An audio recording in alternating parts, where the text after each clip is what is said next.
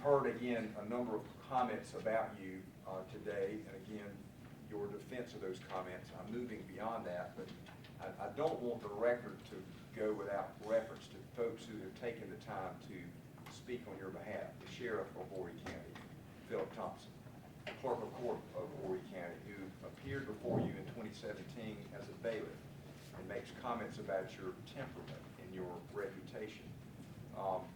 And then an attorney who the Horry practitioners are familiar with, Dorsey Strickland, who wrote about you, again, though in the family court context, effectively giving you praise for calling balls and strikes.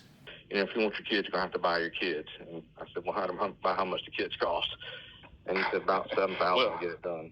But if that was what the number was that she was wanting, probably so. Yeah. I mean, and some people, you know, and I had this conversation with you then too, you know, with the negotiating, some people care more about the money than they do their kids. I don't like it, but some will negotiate and want. I like to keep them separate, but some people won't do it. Well, I don't do family court work anymore, so I don't have to keep anything. I don't have to worry about that, thankfully. Yeah. Well, I mean, there's some people that you have to give them money to do it. Yeah, you told me I was going to have to buy my kids, and I said, well, how much do they cost? And I said, tell them to send the paperwork. I think with her, you definitely had to. Yeah. So anyway, I don't think she would have agreed to what she did if you wouldn't have given her more money.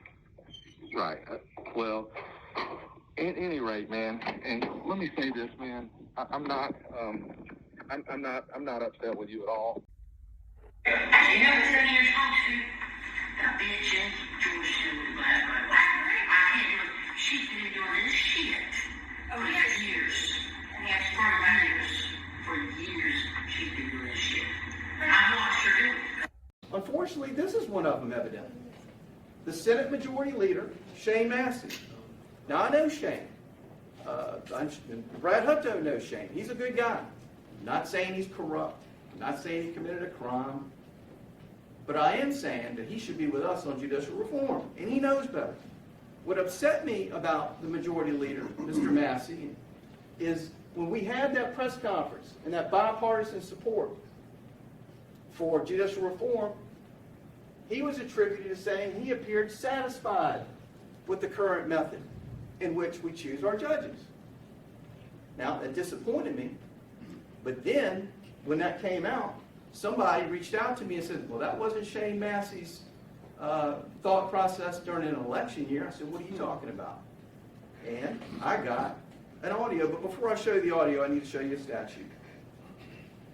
I want to educate you on something real fast. It is illegal in South Carolina to vote swap in a judicial race. Okay? It is illegal for any member of the General Assembly to trade anything of value, including pledges, to vote for legislation or other candidates in a judicial office race. So you can't, Russell Ott can't go up to Joe White and say, hey, you vote for my agriculture bill to help Calhoun County, I'll vote for your judge. And Joe can't go up to Gilda and do the same. Okay? It's illegal.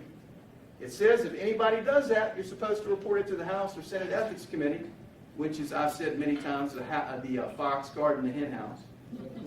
But it also says, very importantly, that it's a crime, that it's supposed to be tried in General Sessions Court. And again, I'm not saying Shane Massey committed a crime, and he didn't, all right? But I want you to listen to how he felt about judicial reform back in April of 2020, when it was an election year, before a primary. They are very protective of their candidates. And there is a lot of vote swapping that goes on in the House on that.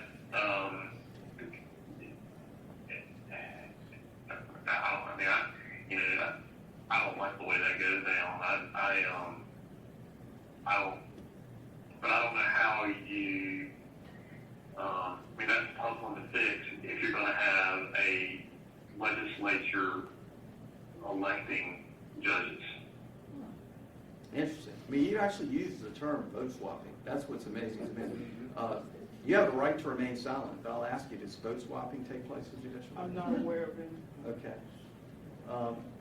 Next. Wow. But I'm open on the reform part. I'm open on having judges different way. I mean, I'm open on that. I mean, I don't want to do something that's going to make it worse. I don't want to do something that's going to make the selection process more political and more subjective than what it already is. And see, the reason, and he goes on at a town hall, and I think it was either Edgefield or Aiken, where his district is, and on a televised or streamed town hall, says basically the same thing. So that was in an election year in 2020, he's for judicial reform. And he talks about vote swapping, and he talks about the need for judicial reform. And then all of a sudden in 2023, he's okay with the way judges are picked. Well, guess what, y'all? 2024 is what?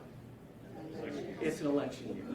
So let's remind him and his voters that he needs to be for judicial reform, because this is the type of legislator that can help us get it done in the Senate. We need his help. He's a good guy. He needs to come back home and help us pass judicial reform. And to the voters of Aiken and Edgefield, I'm more than happy to come out there and talk to you about this as well, and about the JMSC.